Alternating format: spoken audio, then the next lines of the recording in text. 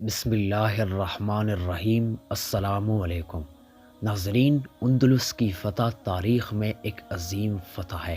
یہ فتح طارق بن زیاد رحمۃ اللہ علیہ نے کیسے حاصل کیا، جو طارق بن زیاد کے ساتھ 7,000 اور اندلس والوں کے ساتھ 1,00,000 کی لشکر تھی، اور طارق بن زیاد نے اپنی لشکر کو یہ حکم کیوں دیا کہ آپ اپنی کشتیوں کو جلا دیں، جانتے ہیں اس ویڈیو میں۔ حضرت صحابہ کے دور کے ایسے واقعات تاریخ و سیر کے سینکڑوں صفحات بلکہ ہزاروں صفحات پر پیلی ہوئی ہے، اور صحابہ کے دور کے بعد بھی جب تک مسلمانوں میں ایمان و توکل علی اللہ اور تعلق مع اللہ کی صفات موجود تھے، ایسے واقعات کی کمی نہیں تھی۔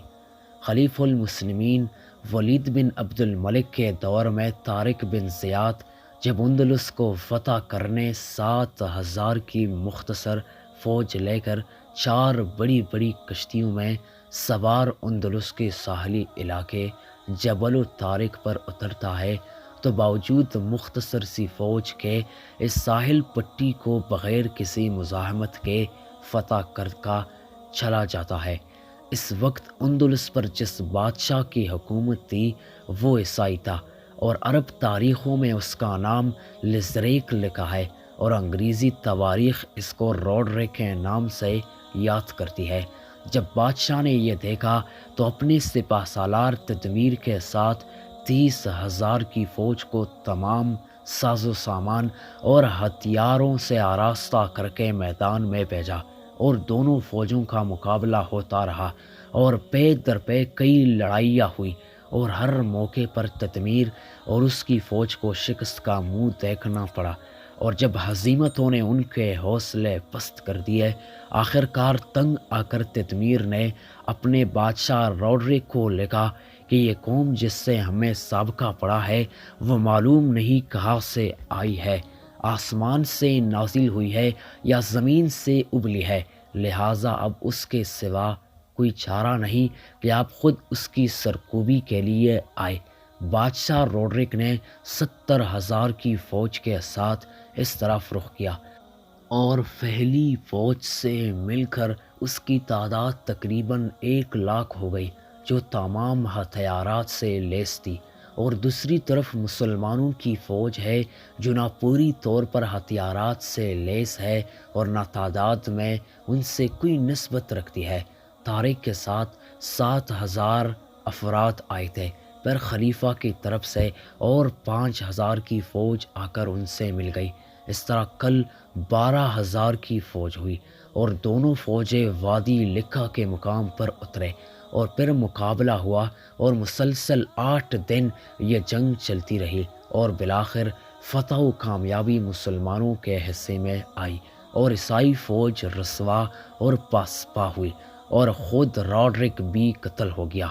بعض مورخین نے لکھا ہے کہ طارق بن زیاد جب ساحل اندلس پر اترا تو اس نے اپنی فوج کو سب سے پہلے یہ حکم دیا کہ ان کشتیوں کو جلا دو، پھر فوج سے مخاطب ہو کر کہنے لگا کہ اس لیے یہ حکم ہے کہ تم کو معلوم ہو جائے کہ تمہارے پیچھے سمندر ہے اور آگے طاقتور دشمن ہے، نہ تم آگے جا سکتے ہو نہ فرار ہونے کے لیے پیچھے جا سکتے ہو، اب صرف خدا کے بھروسہ جہاد کرو اور یہاں اندلس میں اسلام کا پرچم لہراؤ۔ علامہ اقبال نے اسی کو اپنے شاعری میں کہا ہے: طارق چو برکنارا اندلس سفینہ خسخت، گفتنگ کار توبہ نگاہ خرد خطا مست۔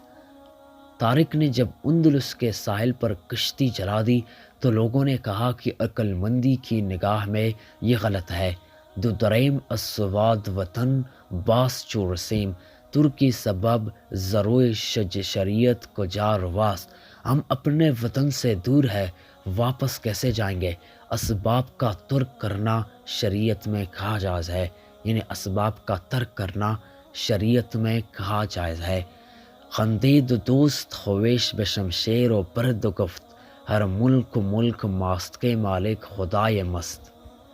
طارق ہنسا اور اپنی تلوار پہ ہاتھ رکھا اور کہا کہ ہر ملک ہمارا ہے، کیونکہ وہ ہمارے خدا کا مالک ہے۔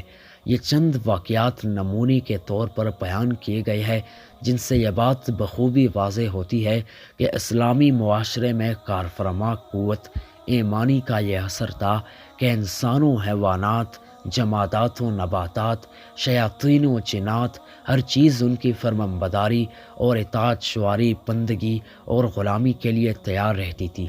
ان کے حکم کی تعمیل جنگل کے درندے اور جانور بھی کرتے تھے۔ کانٹے مارتی ہوئی دریا بھی ان کے خط کی تعمیل کرتے تھے۔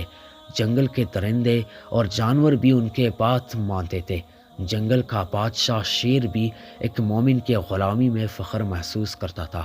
شیاطین اور جنات ان کے سامنے سرنگو اور عاجز ہو جاتے ہیں۔ غور کرنا چاہیے کہ یہ کون سی طاقت تھی جس نے مسلمانوں کو فتح سے ہمکنار کیا اور اس کو سربلندی اور عزت عطا کی۔ یہ صرف ایمانی قوت و طاقت تھی، اللہ پر اعتماد و توکل کی برکت تھی اور تعلق مع اللہ کی کرشمہ سازی تھی۔ ناظرین، مسلمان صرف ایک ہی وقت میں کامیاب ہو سکتے ہیں جب وہ اپنے اللہ پر بھروسہ رکھے۔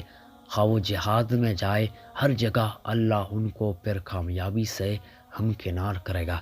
ناظرین، اگر ویڈیو اچھی لگی ہو تو ویڈیو کو لائک کرنا اور ثواب کے نیت سے دوسروں لوگوں سے بھی شیئر کرنا اور چینل کو سبسکرائب کرنا۔